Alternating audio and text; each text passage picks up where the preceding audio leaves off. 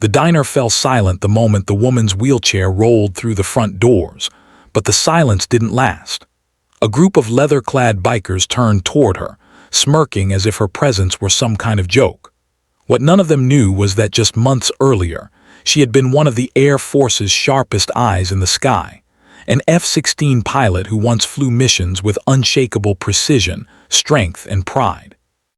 Now, with her legs strapped in place and her wheels squeaking over the wooden floor, she felt every stare like a blade to the spine.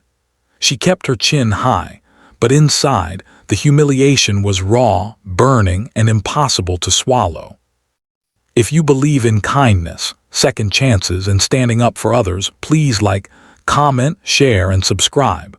Your support helps stories like this reach the world. Her name was Captain Morgan Hayes, and though she tried to hide it, her world had been torn apart long before the bikers ever noticed her.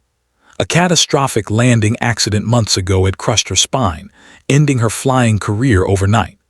The woman who once soared above the clouds now navigated life inches above the ground, pushing wheels instead of throttles. Therapy was slow, progress unpredictable, and hope even harder to hold on to. But she made herself leave home that day. She wanted independence back, even if it was just a meal she ordered by herself. The diner was supposed to be safe, but fate had other plans.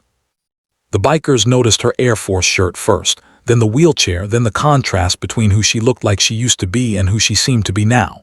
One stepped forward, grinning like he'd found a target. He grabbed the back of her wheelchair, yanked it just enough to jolt her, and laughed to impress his friends. Another pretended to salute mockingly, bowing dramatically as though she were part of a comedy show. Morgan's stomach tightened. She wanted to disappear. She wanted her legs back. She wanted her uniform, her jet, her strength, anything but this humiliating moment. She clenched her hands on her lap, her jaw trembling as she whispered to herself to stay calm. She had survived crash landings, brutal training, and the darkest moments a pilot could imagine, but this felt like the deepest cut. Her eyes burned, but she refused to let a single tear fall in front of them.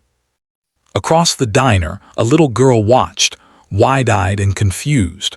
Her mother whispered for her to look away, but the girl didn't. She just stared at Morgan with a kind of innocence that made the woman's heart ache even more. Then, without warning, the front doors of the diner swung open again. Boots hit the floor in perfect rhythm, 35 of them. Uniforms, patches, jackets embroidered with wings, eagles, and unit insignias. Men and women with posture straight as steel.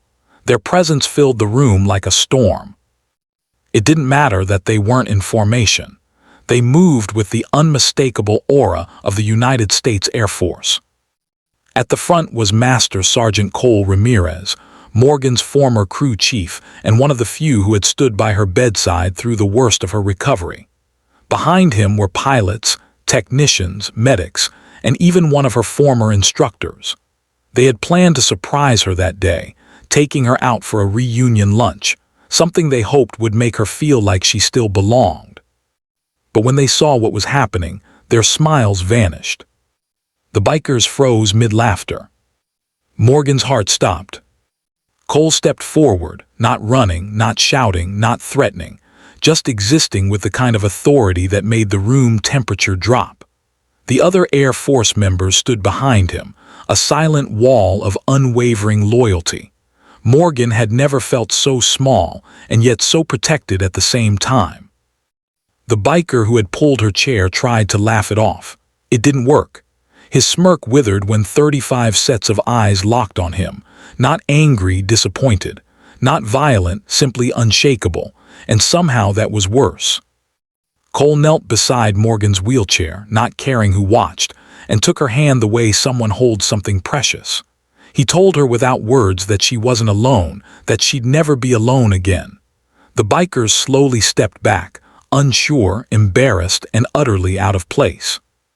One of them muttered an apology. Another stared at the floor. The third slipped out the door, unable to face the weight of what he'd done. The little girl who had been watching smiled now, relieved. Her mother did too. Morgan felt her chest tighten. not with pain this time, but with something she hadn't felt in months. Belonging, strength, family. Her Air Force family lifted her wheelchair gently, respectfully, and escorted her to the biggest booth in the diner. Before she could say a word, one of the pilots placed her favorite drink on the table. Another brought out a small patch, the patch from her old squadron, the one she thought she'd never wear again, and set it softly in her palm. She held it against her heart, eyes trembling with emotion. As they ate together, laughed together, and made her feel like she still mattered, Morgan realized something she had forgotten. Her wings were never tied to her legs. They were tied to her courage, her resilience, and the people who believed in her even when she didn't believe in herself. And for the first time since the accident, she felt like she could breathe freely again. If this story touched your heart, please like, comment, share, and subscribe. Your support keeps these meaningful stories alive.